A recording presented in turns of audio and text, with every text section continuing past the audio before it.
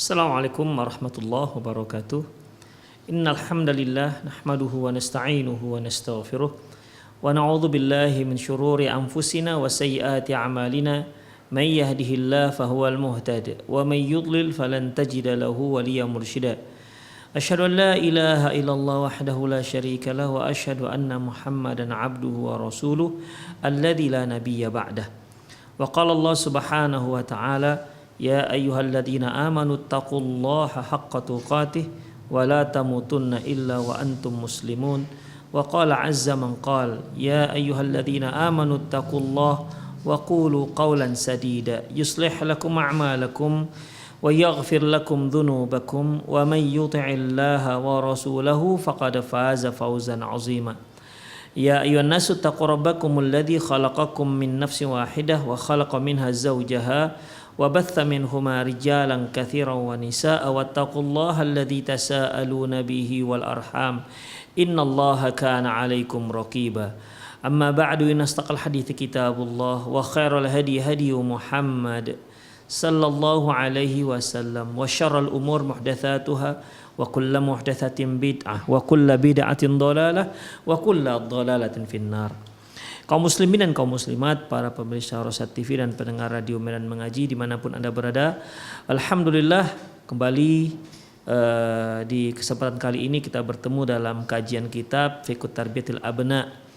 Di kajian lalu kita sudah menyinggung bagaimana pentingnya seorang ibu mentaati suaminya, seorang istri mentaati suaminya. Ini tentunya dalam rangka untuk memberikan contoh kepada anak-anaknya, memberikan contoh kepada putri-putrinya, dengan harapan putrinya tersebut meniru perilaku ibunya, bagaimana perilaku ibunya terhadap ayahnya, bagaimana ketaatan si ibu terhadap suaminya.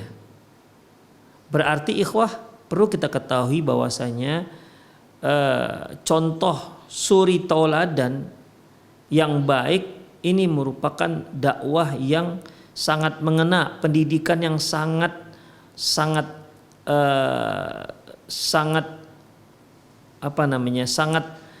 berhasil ya, pendidikan yang merupakan cara uslub yang banyak hasilnya ya, banyak meraih hasil, karena si pendidik sendiri dia menunjukkan bagaimana caranya, memberikan contoh bagaimana caranya. Ketika dia ingin mengajarkan bagaimana agar anak-anaknya itu taat dengan suaminya, maka si ibu sendiri menunjukkan bagaimana taatnya dia kepada sang suami atau ayah si anak tersebut. Harapannya sebagaimana yang kita katakan tadi, dia bisa meniru dan mempraktekkannya di saat si anak tersebut kelak berumah tangga. Kemudian penulis menyebutkan contoh bagaimana para istri-istri sahabat pada zaman Rasulullah sallallahu alaihi wasallam, seperti Fatimah bintu Rasulillah sallallahu alaihi wasallam, ta'ti ila abiha tashku athar rahya fi yadayha. Di mana Fatimah binti Rasulullah sallam, dia datang ke rumah ayahnya dan dia menceritakan bagaimana tangannya itu sudah mulai kapalan, sudah mulai tebal. Mengapa seorang tangannya tebal? Tak lain dan tak bukan dikarenakan pekerjaan, ya, pekerjaan rumah. Demikian ikhwah. Jadi dan pekerjaan ini tentunya tidak mungkin pekerjaan itu kapalan, tidak mungkin pekerjaan itu membuat tangan menjadi kapalan, kecuali kerjaan tersebut ya sedikit berat. Demikian ikhwah rahimanallahu wa iyyakum.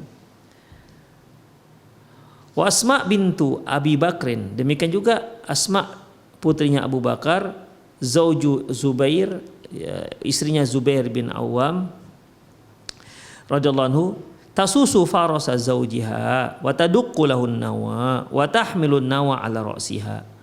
Di mana Asma binti Abi Bakar, dia yang mengurus kuda suaminya, ya, Yang mengurus ini berarti dialah yang memberinya makan, yang memberikan minum. Kalau kuda itu ada di bros-bros gitu ya, memperhatikan kebersihan kandangnya, tempat tambatan si kuda. Itulah yang namanya dia yang mengurus kuda. Suaminya itu Abdullah yaitu Zubair bin Awam. Ya kalau kita sekarang kendaraan itu sepeda motor, berarti si istrilah yang membersihkan sepeda motor, yang mencucinya atau memperhatikan oli sampingnya sudah kotor atau belum, gitulah lebih kurang ikhwah. Tapi kan kalau wanita sekarang itu tidak termasuk dalam kerjaan rumahnya. Tapi dahulu itu termasuk dalam pekerjaan rumah. Ya, mengurusi kendaraan suami termasuk kerjaan rumah. Dia yang mengangkut biji-bijian ya dari ladang ke rumah dan seterusnya. Itulah pekerjaan Asma binti Abi Bakar. Dan antara ladang dengan rumahnya itu tempatnya cukup jauh ya. Wa kadzalika imra'atun Abi Bakar tasna'ut ta'am li adyafi zawjiha. Demikian juga istrinya Abu Bakar, dia yang langsung membuat makanan untuk dihidangkan ke tetamu yang hadir. Wa Ummu Sulaim aidan tasna'ut ta'am li adyaf. Ummu Sulaim juga dia yang masakkan makanan untuk tetamunya. Wa hakadza kana sya'nu sa'irin nisa'i ala ahdi Rasulillah SAW. Demikianlah kondisi para istri di zaman Rasulullah sallallahu alaihi wasallam. Kemudian wahiyal arus takhdimu adyaf zawjiha. Nah, coba perhatikan juga ini bagaimana si pengantin ya, pengantin wanita, dia yang memberikan pelayanan kepada pelayanan terhadap ke tetamu suaminya, dihidangkan ya, dia yang menuangkan minuman ke tetamunya. Demikian ikhwah, sementara dia adalah pengantin perempuannya. Kalau kita kan pengantin itu ya duduk manis di tempatnya, ya tidak ada kegiatan selain hanya sekedar duduk manis.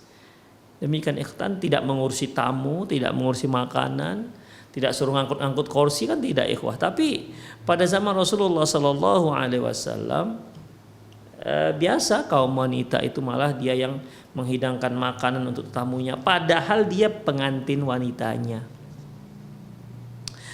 Akhrajal Bukhari wa Muslim, diriwayatkan oleh Imam Bukhari dan Imam Muslim min hadits Sahal bin Sa'ad, dari hadis Sa'al bin Sa'ad, qala dia berkata, da'a Abu Usaid As-Sa'idi Rasulullah SAW fi ursihi.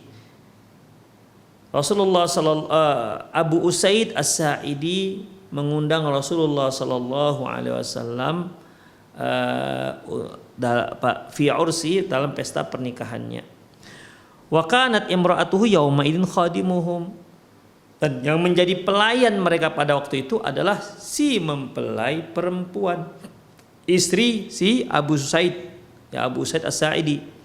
Wahiyal arus, dan dia mempelai perempuannya. Qala Sahal berkata, tadruna ma saqat Rasulullah sallam, tahu enggak kalian minuman apa yang dia berikan kepada Rasulullah? Ya, angqa'at lahu tamarat fil lail falamma akala saqathu iyah. Dia rendam kurma malam-malam pada malam hari, dan besoknya itulah yang akan itulah yang diberikan minuman yang diberikan ketika Rasulullah makan, itulah minuman yang disuguhkan untuk Rasulullah sallallahu alaihi wasallam. Intinya di sini adalah sampai-sampai pengantin baru, pengantin wanita ikut dalam memberikan pelayanan, khidmat kepada tamu-tamu yang hadir. Ya, tamu-tamu yang hadir. Bahkan di sini kan tamu-tamu laki-laki. Demikian ikhwah rahimani Allahu wa iyyakum. Taib. Waliyata'awwadu as-saghir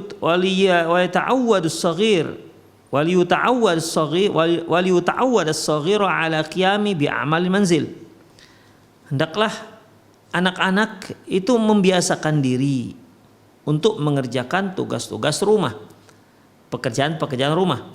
Waliyakum bima yastati'u min dzalika bima yatahammalahu juhduh.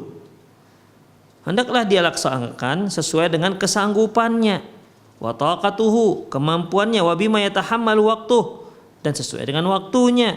Wa may yatahammaluha umruh, dan sesuaikan pekerjaan tersebut dengan usianya. Jadi si anak itu jangan dibiarkan main saja. Tapi sedikit banyak berikan dia tugas-tugas rumah. Tugas rumah yang memang mampu dia lakukan. Kita berikan dia piket. Misalnya anak kita berusia misalnya 7 tahun. 7 tahun itu kan udah bisa nyapu. Ya, sudah bisa menyapu. Kita kasih dia tugas. Nah, kamu sapu teras aja yang kecil. Tapi dia punya tugas, ikhwah. Ya, dia punya tugas. Demikian. Apa yang sanggup dia lakukan? Yang kita perkirakan dia sanggup melakukan tugas rumah tersebut.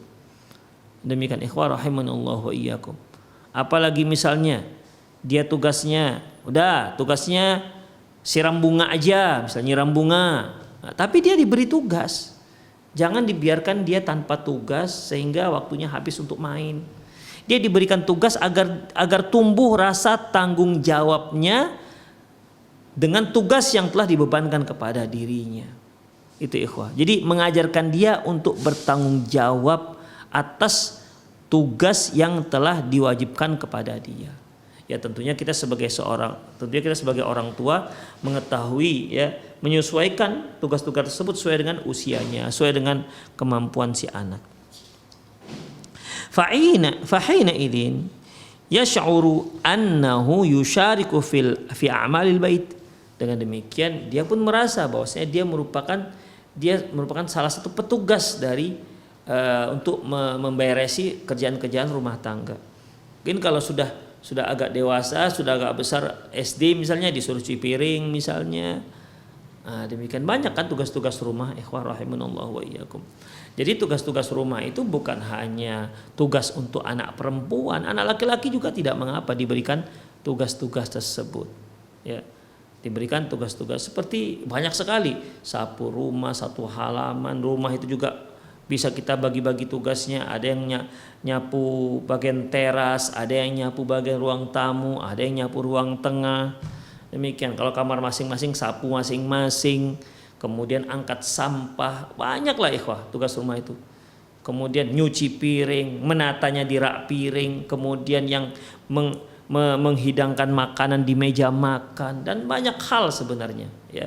Dan itu semua perlu petugas-petugas. Dan anak kita berikan tugas, ya.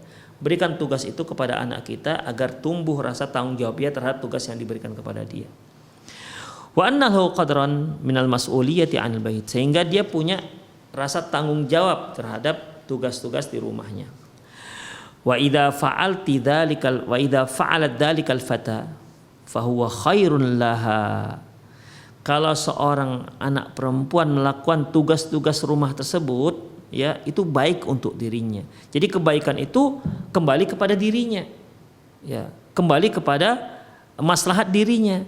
Ya, bukan hanya rumah. Oke, kalau rumah misalnya sudah bersih karena dia ditugaskan untuk nyapu rumah, bersih, dia ditugaskan untuk cuci piring maka bersih. Oke, itu maslahat untuk penghuni rumah. Tapi ada yang lebih penting daripada itu, yaitu dia terbiasa untuk mengurusi rumah.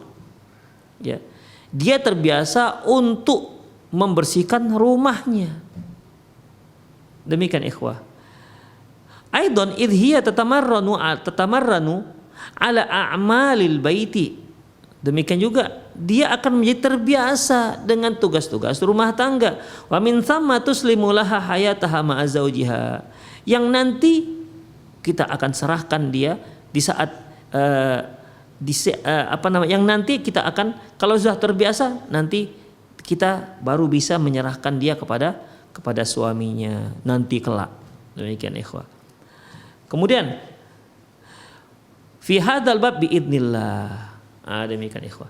Fala syakka anal mar'ata allati tahtammu bi nizafati baitiha wa nizafati abna'iha wa nizafati nafsiha khairun min tilkal mar'ah muhmalah allati tadkhul baitaha taradhubab waqifan ala kulli syai'. Tidak diragukan lagi bahwasanya seorang wanita yang perhatian terhadap kebersihan rumahnya, kebersihan anak-anaknya, dan kebersihan dirinya, ya, jelas ini lebih baik ketimbang wanita yang tak peduli dengan itu semua. semua orang, tak wanita, tak pria pasti senang dengan wanita yang bersih. Wanita akan senang dengan wanita yang bersih. Seorang ibu yang bersih, dia teman-temannya akan senang dengan dia. Dia bersih, rumahnya bersih, anak-anak yang bersih. Ketimbang seorang wanita yang dia bersih, tapi ternyata rumahnya, Allahu Akbar, naudzubillah min dzalik, rumahnya kotor, anak-anaknya tak terurus. Kadang-kadang ingusnya itu dibiarkan begitu saja, kadang-kadang sampai ke mulutnya, naudzubillah min dzalik. Demikian anak-anak yang terlantar seperti tak punya ibu, bagaikan anak ayam kehilangan induk, seperti tidak mendapat perhatian. Demikian ikhwah. Yang seharusnya ini kan merupakan tanggung jawab seorang ibu. Demikian ikhwah rahimanallahu wa iyyakum. Itu terutama bagi ibu yang punya banyak anak. Memang ikhwah rahimanallahu wa iyyakum, banyak anak itu bagus. Rasulullah SAW mengatakan, tazawwajul wadud fa inni mukatsirum bikum umam. Nikahilah wanita yang subur dan penyayang, karena itu akan membuatku bangga nanti di hadapan umat-umat yang lain. Oke, itu baik.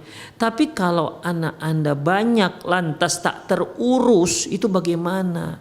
Tanggung jawab kita di hadapan Allah Subhanahu wa taala. Yang satu pergi ke kali, yang satu cari belut, yang satu main kotor. Terus apa yang harus kita katakan kepada Allah Subhanahu wa taala? Sementara si ibu sibuk dengan bayinya.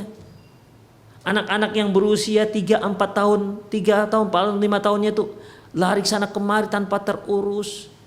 Makannya terurus, dirinya tak terurus, rumahnya tak terurus. Karena banyaknya anak. Demikian ikhwah.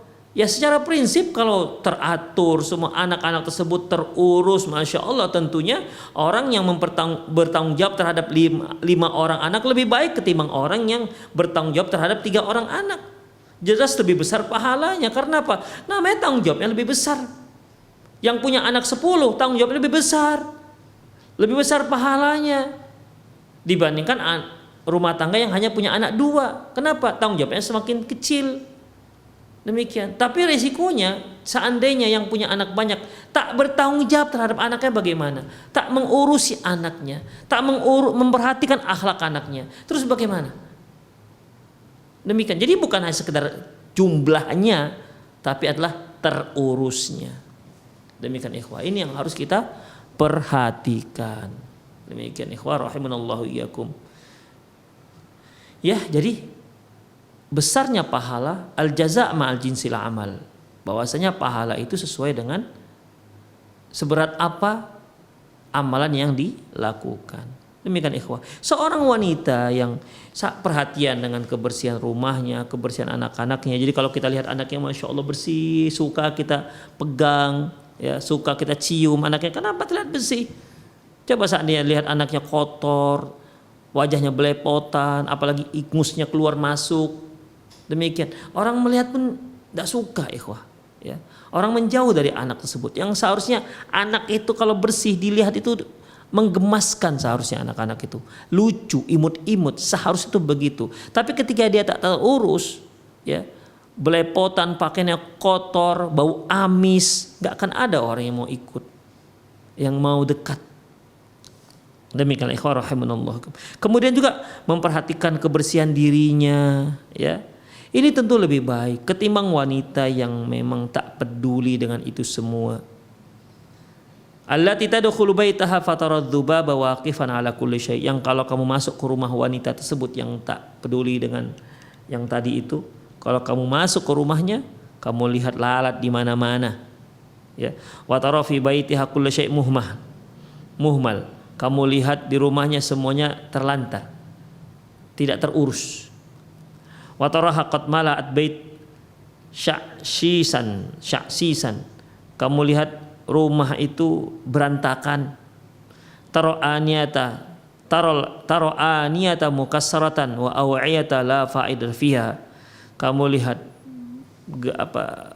gelas-gelas yang pecah, kemudian bejana-bejana yang enggak digunakan, wa ni'alan qadimatan, ghair musta'malah, dan sendal-sendal lama yang enggak digunakan, wa arqal mumazzaqah, dan di sana sini banyak kertas-kertas berserakan, wa khirqan mulawathan, dan kain-kain kotor, wa kullu hadza tushghilu firagan fil baiti. Yang ini semua tentu membuat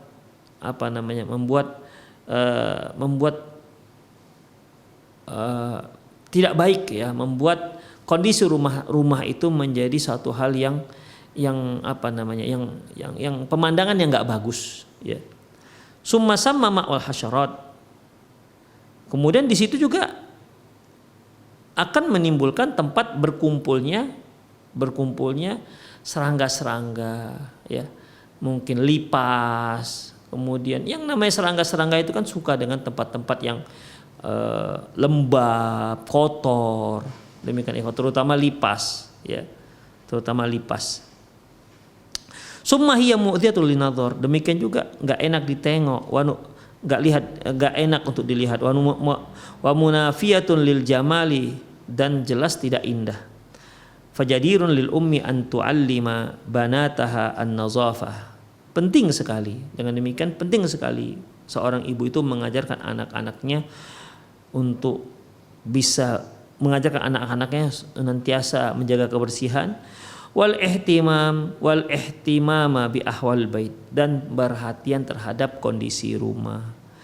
Fa innallaha jamil yuhibbul jamal, karena Allah itu mencintai, menyukai keindahan, dan Allah itu indah dan suka dengan keindahan. Demikian ikhwah. Apalagi perempuan ya. Perempuan itu mereka sangat butuh dengan kebersihan. Ya. Mereka sangat butuh dengan kebersihan. Mereka lah yang seharusnya menjaga kebersihan, memperhatikan kondisi rumah. Innallaha jamil. Allah itu indah. Yuhibbul jamal, suka dengan keindahan. Kemudian kama qala Nabi sallallahu alaihi wasallam, sebagaimana yang disabdakan Nabi sallallahu alaihi wasallam. Wa kam min mushkilatin dabbat fil buyuti bisababi ihmaliz zauj wa qaduratul bait. Berapa banyak munculnya masalah rumah tangga dengan sebab karena sang istri tak perhatian terhadap rumahnya hingga rumahnya kotor. Bal wa kam min talaqin qad waqat li hadzal sabab. Bahkan berapa banyak gara-gara sebab ini, bahkan gara-gara sebab ini terjadi perceraian antara suami dan istri. Demikian ikhwah. Jadi intinya pada masalah ini ya, penulis Syekh Mustafa Al-Adawi ingin memberikan pengarahan terhadap kaum ibu-ibu. Di samping dia harus memberikan contoh yang baik terhadap anak-anaknya, sikap bagaimana seharusnya bersikap terhadap sang suami, yaitu ayah anak-anak sendiri ya. Bagaimana seharusnya dia berbuat, itu akan dicontoh oleh anak-anaknya ya. Kalau dia suka membangkang dengan suaminya, suka durhaka dengan suaminya, apa yang diperintah oleh suaminya dia tidak lakukan, apa yang dilarang suaminya malah dia lakukan, dan itu diketahui oleh anak-anaknya, maka secara tidak langsung si ibu telah memberikan pendidikan yang buruk terhadap anak-anaknya, terutama anak-anak perempuannya. Demikian ikhwah rahimani Allah wa iyyakum. Ya, makanya di samping memberikan contoh yang baik terhadap anak perempuan, terhadap anak-anak, beginilah seharusnya menjadi seorang istri, beginilah seharusnya menjadi seorang ibu, ya, sekaligus beri mereka tanggung jawab urusan rumah tangga, piket rumah, sehingga mereka punya untuk menumbuhkan rasa tanggung jawab terhadap rumah itu. Demikian seperti kebersihan rumah, atau kebersihan piring, atau kebersihan apa saja ikhwah, termasuk mencuci pakaian. Ya tentunya seorang ibu memberikan tugas-tugas tersebut disesuaikan dengan kemampuan dan usia sang anak. Demikian. Kalau anak yang masih usia 3 tahun, ya gimana mau kita suruh dia nyapu rumah? Uang tangke gagang sapunya aja itu sudah lebih tinggi dibandingkan dia. Megang saja dia nggak bisa. Jadi apa? Kasih tugas yang lain, apalah kira-kira, ya, apalah kira-kira. Demikian ikhwah. yang bisa dia lakukan. Itu hanya sekedar untuk menumbuhkan rasa tanggung jawab, menumbuhkan rasa bahwasanya dia itu punya peranan juga dalam mengurus rumah. Demikian ikhwah. Jadi dan hal itu juga otomatis akan meringankan tugas-tugas seorang ibu. Jadi kalau mereka sudah bagi-bagi tugas atau piket di rumah, ada yang terkendala, tinggal dilihat ini tugas siapa. Tinggal ditanya, "Nak, kenapa ini enggak dibersihkan?" Demikian ikhwah. Sehingga si anak punya tanggung jawab dan membersihkan apa yang belum dia lakukan. Dia melakukan tanggung jawab dia melakukan kewajiban yang belum dia laksanakan. Demikian ikhwah rahimanallahu wa iyyakum. Sehingga terutama anak perempuan, sehingga kebersihan rumah itu menjadi perhatian dia. Dia ikut memberikan perhatian terhadap rumah, kebersihan rumah. Dan kalau dia sudah terbiasa dengan rumah, ya dengan tugas rumah, misalnya diajak ibunya bagaimana cara masak, bagaimana motong bawang. Demikian ikhwah. Coba kalau dia nggak terbiasa potong bawang, ketika dia menikah dia potong bawang sudah menangis tersuduh-suduh. Begini rupanya rasanya motong bawang, menangis dia karena apa? Bawang itu membuat kita bisa menangis. Demikian ikhwah. Ya, nggak terbiasa ternyata dia masak. Biasanya ibunya yang masak, dia nggak bisa masak. Masak nasi saja dia nggak bisa, kan jadi suatu hal yang ganjil, bisa membuat masalah dalam rumah tangganya. Apakah suaminya nanti kamu istri tapi tidak bisa masak nasi? Demikian, masak nasi bisa berdatus, artinya airnya kurang sehingga berasnya itu masih keras di bagian tengahnya. Demikian ikhwan, berarti kan dia memang seorang yang belum siap untuk menikah. Demikian, makanya seorang ibu itu ajarkan anaknya bagaimana cara masak. Nggak susah kok masak ikhwah, ya nggak susah. Apalagi kalau sekarang itu banyak cara-cara masak yang bisa kita lihat di YouTube misalnya. Intinya ajarkanlah dia kegiatan rumah, ajarkan dia bagaimana cara menyuci baju. Demikian ya. Iya kalau dia dapat seorang suami yang kaya raya, segala sesuatunya tinggal bayar. Kalau seandainya dia dapat suami yang sedang-sedang saja atau mungkin dapat suami yang ekonominya sulit, gimana? Demikian, membasuh satu baju aja bisa 15 menit. Satu baju. Gimana kalau 2 baju? Kenapa? Nggak terbiasa, nggak tahu bagaimana cara mencuci. Demikian ikhwah rahimanallahu wa iyyakum. Maka ajarkan mereka. Sehingga kalau mereka sudah terbiasa dengan urusan rumah, kita bisa menyerahkan dia dengan suaminya. Dan kita tidak lagi merasa, kita tidak sanksi dengan dia. Kita yakin dia bisa mengurus rumah tangga suaminya. Demikian ikhwah rahimanallahu wa iyyakum. Ya.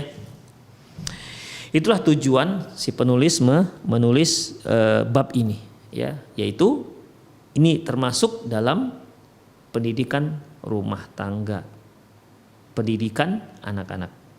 Kemudian ayyuhal abwan. Nah, ini untuk 2 orang. Kalau yang kajian yang lalu himbauan untuk khusus seorang ayah, kajian yang berikutnya himbauan khusus seorang ibu. Nah, ini himbauan kedua-duanya sekaligus. Ayyuhal abawan, wahai ayah bunda, alaikum bitaqwallah subhanahu wa ta'ala fis sirri wal alan. Hendaklah bertakwa kalian berdua kepada Allah subhanahu wa ta'ala, baik dalam kesendirian kalian maupun dalam ketika kalian bersama orang-orang.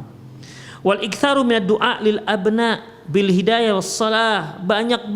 Perbanyaklah berdoa untuk anak-anak. Berdoa kepada Allah semoga anak-anak menjadi anak-anak yang baik dan mendapat hidayah dari Allah Subhanahu wa taala. Fa innallaha yataqabbalu minal muttaqin. Sesungguhnya Allah itu akan menerima doa orang-orang yang bertakwa.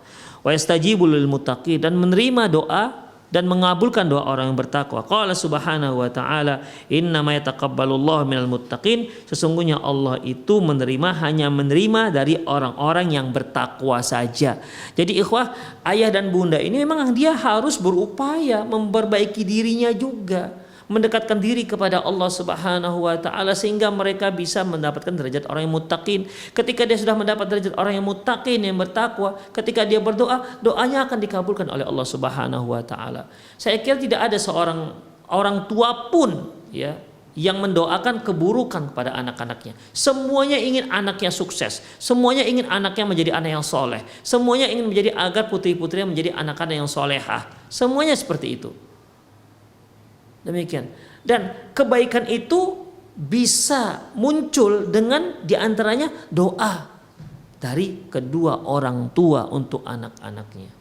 Demikian. Dan doa ini makbul dari orang tua yang bertakwa kepada Allah Subhanahu wa taala. Tapi kalau orang tuanya enggak sholat, orang tuanya enggak peduli mana yang halal, mana yang haram, kemudian dia berdoa kepada Allah agar anaknya menjadi orang baik, gimana Allah bisa mengabulkan doanya? Demikian ikhwah, a'azani Allah wa iyyakum. Wa qala Allah, wa qala rabbukum ud'uuni, wa qala rabbukum ud'uuni astajib lakum. Allah berkata, minta kepadaku, aku akan kabulkan. Wa qala subhanahu wa idza sa'alaka 'ibadi 'anni fa inni qarib. Apabila mereka bertanya tentangku, katakan bahwasanya aku itu dekat, kata Allah. Ujibu da'watad da'i idza da'an. Aku mengabulkan doa setiap orang yang meminta kepadaku, kata Allah Subhanahu wa taala. Al-Baqarah ayat 186. Jadi intinya, wahai orang tua, wahai ayah bunda, perbanyak doa untuk anak-anak kita. Doalah sebanyak-banyaknya. Jangan berdoa ketika ada masalah. Jangan berdoa ketika anak kita itu ingin sesuatu baru kita doakan. Doakanlah untuk kepentingan dunia dan akhirat mereka, untuk sukses dunia dan akhirat mereka. Jangan sampai kejengkelan kita kepada anak, akhirnya kita mendoakan buruk terhadap anak kita. Na'udzubillah min dzalik. Tidak boleh seperti itu. Ya, tidak boleh. Makanya ikhwah, para ibu dan bunda, para bunda, para ayah, ya, doakanlah anak-anak. Karena berdoa itu sangat baik, sangat besar faedahnya untuk anak-anak kita. Tapi tentunya ingat, kita harus punya modal untuk berdoa. Allah itu Maha mengabulkan doa. Tapi kalau kita menghilangkan semua penghalang-penghalang, pantangan-pantangan terkabulnya doa. Di antara pantangan terkabulnya doa apa ikhwah? Memakan makanan yang haram. Sebagaimana seorang laki-laki yang kata Rasulullah, ar-rajul yutilus safar asy'atha wa aghbar yamuddu yadayhi ila sama ya Rabb ya Rabb. Ada seorang laki-laki, jalannya, safarnya sudah lama, jauh safarnya. Asy'atha wa aghbar. Kepalanya sudah kusut, bajunya sudah berdebu. Ya muddu yadayhi ila sama, dia angkat kedua tangannya berdoa kepada Allah Subhanahu wa taala. Ikhwah, sebagaimana yang sudah kita maklumi bahwasanya kata Rasulullah, seorang yang sedang bersafar, dia seorang musafir yang berdoa akan dikabulkan oleh Allah Subhanahu wa taala. Sebagaimana juga orang yang mengangkat kedua tangannya ketika berdoa, Allah kabulkan doanya. Dan ini ada pada orang ini yang disebut ke Rasulullah SAW. Musafir dan mengangkat doanya, mengangkat tangannya untuk berdoa. Yamuddu yadayhi ila sama, dia angkat kedua tangannya untuk berdoa. Kemudian dia katakan, ya Rabb, wahai Allah, wahai Rabbku.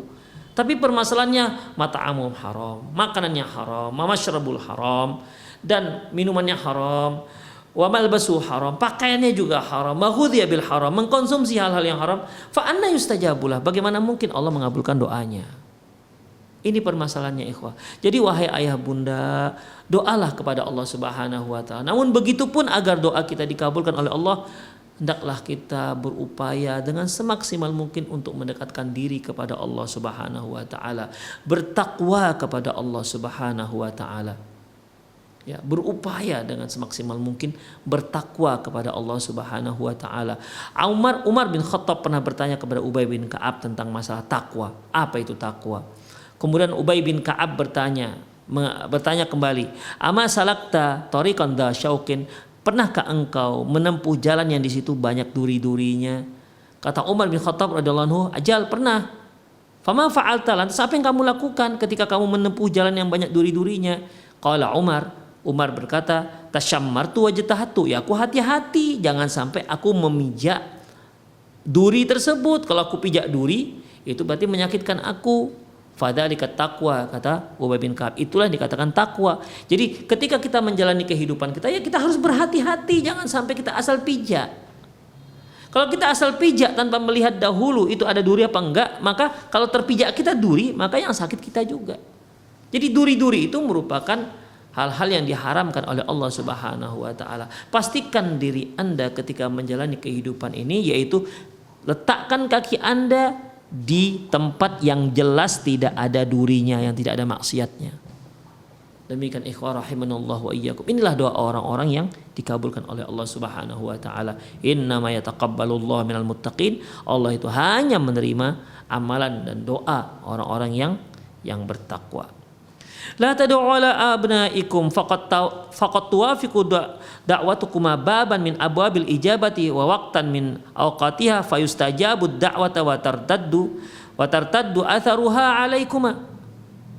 Jangan kalian berdoa buruk terhadap anak-anak kalian. Wahai ayah bunda, jangan doakan buruk. Sejengkel-jengkelnya kita terhadap anak kita, ya namanya juga anak itu manusia, ada salahnya. Kadang-kadang membuat kita jengkel. Ya sebagaimana mungkin kita juga pernah membuat dia jengkel, ya. Kali ini kita dibuatnya jengkel, walaupun sejengkel-jengkel apapun kita, semarah-marah pun apapun kita kan anak kita, jangan sekali-sekali berdoa buruk terhadap anak-anak. Gak ada guna sama sekali doa buruk tersebut. Tidak ada guna. Demikian. Karena dikhawatirkan ketika kita berdoa buruk tersebut bertepatan pada waktu yang mustajab dan Allah kabulkan doa. Siapakah yang paling menyesal? Siapakah yang paling rugi? Ya kita sendiri sebagai orang tua. Demikian ikhwan. Kalau kita jengkel pada anak kita, kemudian kita berdoa, ya Allah semoga kamu ditabrak dump truck misalnya di jalan. Betul-betul ditabrak dump truck. Yang nangis siapa? Yang nyesal siapa? Kan kita sebagai orang tua. Gara-gara kita mendoakan dia, mendoakan buruk pada dia, Allah kabulkan akhirnya. Gara-gara kita dia terjadi seperti itu. Kalau ada orang tua mengatakan semoga kamu menjadi orang yang cacat, anak yang cacat. Kalau seandainya benar-benar anak kita menjadi cacat, siapa yang menyesal? Siapa yang paling rugi? Kan kembali kepada kita sebagai orang tua. Makanya ikhwah, para ayah bunda, semarah-marahnya kita terhadap anak-anak, jangan sekali-sekali berdoa buruk terhadap mereka. Tetap doakan mereka mendapat hidayah. Tetap doakan mereka mendapat taufik dari Allah Subhanahu wa taala. Tetap doakan mereka agar menjadi anak yang soleh dan solehah. Qad yamrudul waladu bisababi da'watukuma fataduru bihi innal atiba. Bisa saja seorang anak itu sakit gara-gara doa kalian berdua, sehingga kalian bawa dia kemana-mana gak sembuh-sembuh. Ini siapa? Akhirnya siapa yang menyesal? Siapa yang rugi? Waqad yamutul walad. Bisa saja akibat sakit itu anak mati, meninggal. Au yusabu bihadisin min jira'id du'ai alaihi. Atau dia di kecelakaan gara-gara doa kalian berdua. Fatajniyani thamad da'wah miraran wa hasratan. Akhirnya itulah hasil pahit dari doa kalian berdua. Faddan amma fi da'wakuma anna alal abna min mukhalafatillah di Nabi sallam Muhammad sallallahu alaihi wasallam. Terlebih lagi doa kalian seperti itu jelas bertentangan dengan sabda Nabi sallallahu alaihi wasallam. Jelas kalian itu sedang melanggar larangan Rasulullah sallallahu alaihi wasallam. Apa itu? Sebagaimana sabda beliau sallallahu alaihi wasallam, la tad'u ala anfusikum. Jangan kalian berdoa buruk terhadap diri kalian. Wala tad'u ala auladikum. Jangan kalian berdoa buruk terhadap anak kalian. Wala tad'u ala amwalikum. Jangan juga berdoa buruk terhadap harta kalian. La tuwafiqu minallahi sa'atan yus'alu fiha ata'un fayastajibu lakum. Jangan-jangan ketika kalian berdoa bertepatan dengan waktu yang dikabulkan sehingga Allah kabulkan doa kalian. Akhirnya yang rugi, yang menyesal, yang menangis, yang sedih siapa? Kembali kepada orang tua. Makanya ikhwah, ya, harus kita kendalikan emosi kita. Kendalikan emosi kita. Ya. Kendalikan emosi. Ingat kajian-kajian kita yang lalu. Demikian juga kajian kita dengan fatwa seputar anak. Kita menghukum anak itu bukan untuk menghajar dia. Bukan niatnya untuk menyakiti dia, tapi memberikan dia dampak jera agar tidak mengulangi lagi perbuatannya. Itu tujuannya. Dan kita menghukum itu bukan karena kebencian, tapi karena kasih sayang kita kepada dia. Ketika kita memukul anak kita yang sudah pantas kita pukul, dalam hati, ya Allah, nah, ayah tidak tega memukulmu. Tapi ya, ini harus ayah lakukan. Demikian ikhwah. Ya. Ibu tidak tega memukulmu. Tapi ini ibu harus lakukan untuk maslahat kamu. Demikian ikhwah. Jadi bukan untuk menyakiti anak, tidak. Itu semua dalam rangka untuk mendidik anak kita, untuk membimbing anak kita menjadi anak yang soleh dan solehah. Kemudian ikhwah, la tukthira minas siyahi was sibabi was syata'im fil baiti fayaltaqitu al abna'u minkuma dzalik. Jangan banyak teriak di rumah, jangan banyak teriak-teriak, mencaci, mencela di rumah. Ya, kadang ada orang tua nggak ibu, nggak ayahnya, ketika memanggil anak teriak-teriak, ketika anak nggak mendengar dia langsung mencaci anak, mengatakan bodoh lah, itu masih mendingan mengatakan yang budek lah, yang mengatakan banyak hal ya ikhwah yang disebutkan orang tua kepada anaknya ketika dia orang tua panggil anak tak dengar. Demikian ikhwah. Akhirnya si anak pun ikut-ikutan mengucapkan ucapan yang sama. Kalau enggak kepada adiknya, kepada abangnya, atau kepada teman-temannya, atau jangan-jangan mengucapkan ucapan yang sama sebagaimana yang dia dengar dari ibunya, itu juga yang diucapkannya kepada ibunya. Dia rekam dari ucapan ibunya. Karena hari-hari itu yang dia dengar. La tuhadditha tanaqudan amamal atfal wa tadaruban fil ara'. Jangan sampai kalian berdua itu bersilang sengketa di hadapan anak-anak. Ayah mengatakan A, ibu mengatakan B. Jelas-jelas silang sengketanya di depan anak, jangan. Ya. Qata'til ta'murul walad bi amrin wa ya'murul ab bi khilafihi. Terkadang ada seorang ibu menyuruh anak untuk ini, malah ayah menyuruh anak sebaliknya. Misalnya, nak, kamu tolong belikan ibu beras ya. Langsung si ayah, nak, nggak usah beli beras. Ya, duduk aja sini, kawani ayah misalnya. Ini kan sudah lain. Si ibu menyuruh, si ayah melarang. Fataqaul walad ya'murul ab bi khilafi fataqaul walad fil hirati wal ittirab. Akhirnya anak bingung, ini mau siapa yang akan dipenuhi perintahnya. Fawahhida amrakuma ala kitabi rabbikuma wa ala sunnati nabiyikuma Muhammad sallallahu alaihi wasallam. Maka satukan pendapat kalian di atas kitabullah dan di atas sunnah Rasulullah sallallahu alaihi wasallam. Wa aidan 'ala nafi'il lil waladi fi dinihi wa dunya. Dan juga satukan pendapat kalian untuk hal-hal yang bermanfaat bagi si anak, baik manfaat dunia dan akhirat.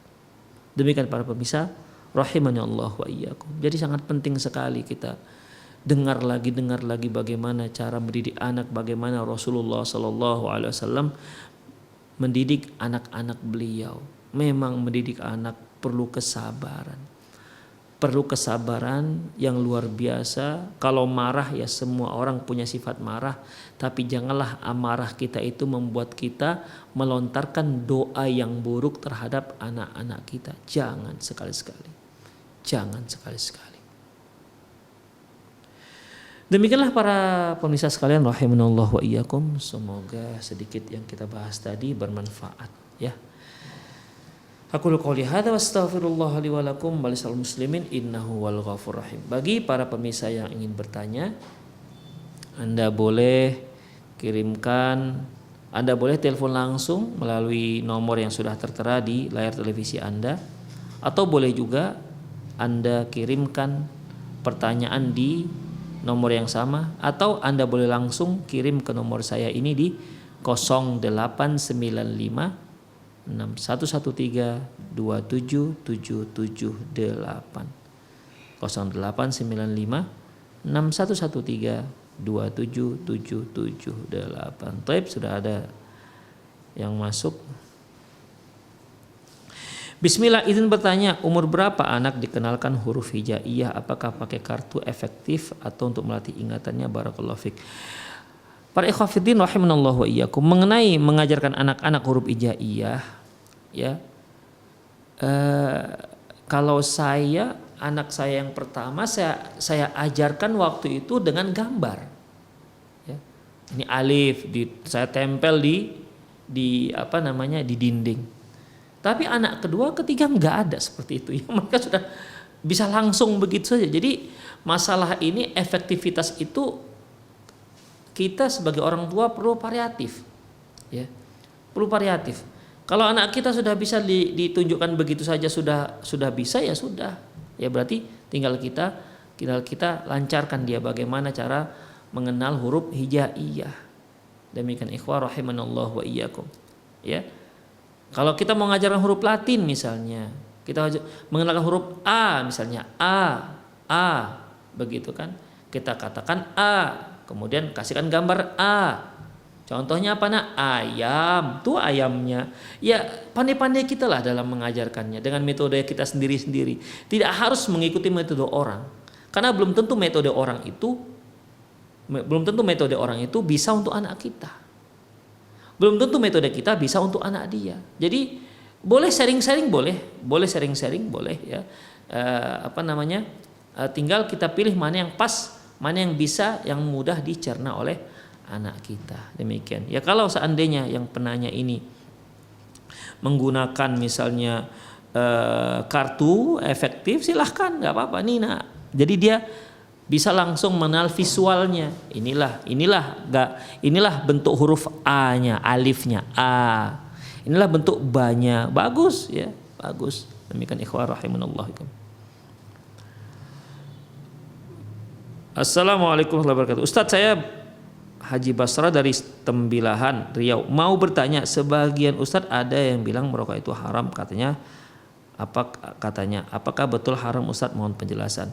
Ikhwah rahimanallah wa iyyakum, mengenai haramnya rokok itu sudah difatwakan oleh fatwa ulama Saudi Arabia, fatwa ulama Mesir, fatwa ulama Yordan. Jadi mengenai rokok itu memang sudah sepakat para ulama bahwasanya rokok itu diharamkan. Demikian ikhwah. Dikarenakan apa? Apa ada dasarnya? Kalau kita mencari hadis sesungguhnya rokok itu haram, kata Rasulullah rokok itu haram, ya tidak ada hadisnya.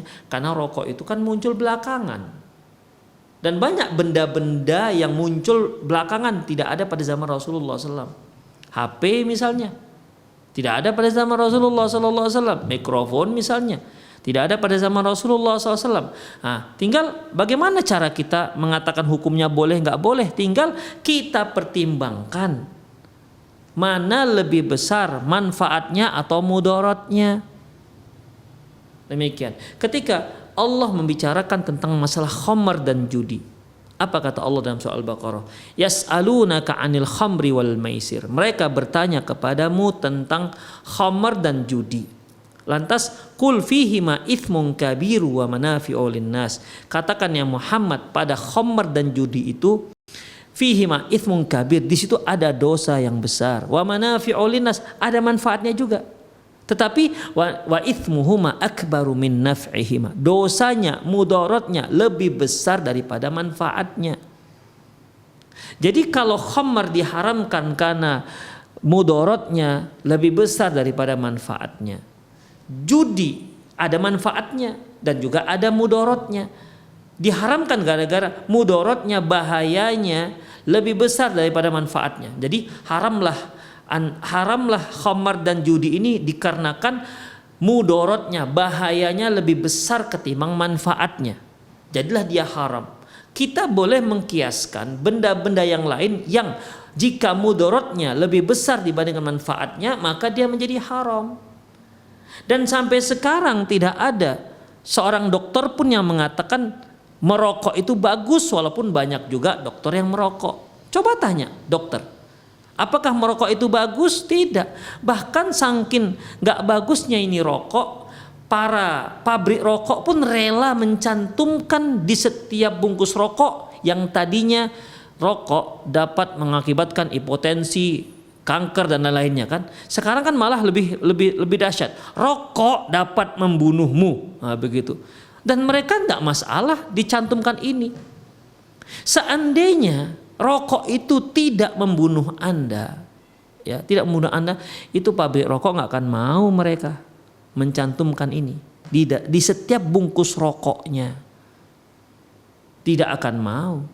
Dia bisa menggugat. Kalau pemerintah membuat aturan harus dicantumkan ini, sementara tidak sesuai dengan yang sebenarnya, gak akan mungkin pabrik rokok yang punya modal besar, bukan hanya miliar tapi triliun, yang pelanggannya itu jutaan orang setiap hari, Gak akan mungkin dia punya modal besar, dia diam-diam saja tidak menggugat pemerintah dalam membuat aturan ini. Tapi karena kenyataannya seperti itu, mereka pasrah, dicantumkanlah itu. Seandainya Anda jual misalnya lemper, lemper ini dapat membunuh Anda, dicantumkan, mau apa enggak? Kan tidak mau. Demikian ikhwah rahimanallahu. Tapi begitulah kita lihat bagaimana rokok walaupun sudah disebutkan dicantumkan itu, tetap saja para pencandu rokok tidak peduli. La ilaha illallah haula wala quwata illa billah. Demikian ikhwah. Yang kedua, coba tanya pada si pencandu perokok, mana lebih dia suka? Enggak merokok atau merokok? Ingin enggak dia berhenti dari rokok? Hampir semua, saya nggak katakan semua, hampir semua para pencandu rokok ingin berhenti dari rokok. Hampir semua. Itu sudah fitrah kita, ikhwah. Sudah fitrahnya manusia. Maka sangat tepat sekali kalau para ulama kita ya menyatakan bahwasanya rokok itu bukan makruh tetapi haram. Allahu a'lam bissawab.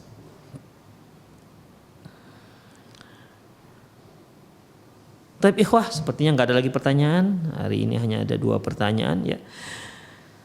Semoga apa yang kita sampaikan bermanfaat. Demikian aku qouli hadza wa astaghfirullah li wa lakum wa lisal muslimin innahu wal ghafurur rahim. Subhanakallahumma wa bihamdik asyhadu an la ilaha illa ant astaghfiruka wa atubu ilaik. Wa sallallahu ala nabiyyina Muhammad wa ala alihi wa ashabi ajmain. Wa akhiru da'wana alhamdulillahirabbil alamin. Assalamualaikum warahmatullahi wabarakatuh.